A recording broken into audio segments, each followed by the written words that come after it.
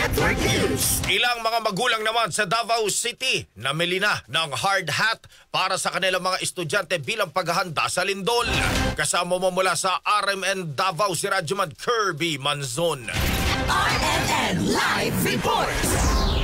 Namili na ng hard hat ang isang nanay para sa kanyang apo na nag-aaral sa isang elementary school dito sa Davao City. Matapos kang naranasan ang malakas na lindol sa Davao Region kung saan intensity 5 ang naramdaman dito sa lungsod ng Davao. Sa panayam ng DXDC RMN Davao kay Nanay Arian de la Torre, sinabi niyang hinikayat na ng mga guro ang kanilang mga estudyante na magdala ng hard hat. Dahil dito, agad siyang nagpasya na bumili ng hard hat bilang dagdag proteksyon para sa kanyang apo habang nasa paaralan sakaling magkaroon ng mga aftershock. Dagdag pa ni de la Torre na kasalukuyang kabilang ang kanyang apo sa mga estudyanteng nasa blended learning setup dahil ang kanilang silid-aralan ay nasa bagong gusali na may 4 na palapag. Bahagi umano ng safety protocol ang muling pagsusuri sa naturang gusali upang matiyak ang kaligtasan ng mga mag-aaral. Ginaipadala man sa ilang hard hat, kwaon niya dayon niya naman po yung teacher mag-guide sa ila. Bukod dito ay palagi rin daw niyang pinaalalahanan ang kanyang apo na sundin ang utos ng guro kagaya ng duck, cover and hold tuwing may pagyanig. Kasama mo sa DXDC RMN Davao, Radyoman Kirby Manzon, Tatak RMN.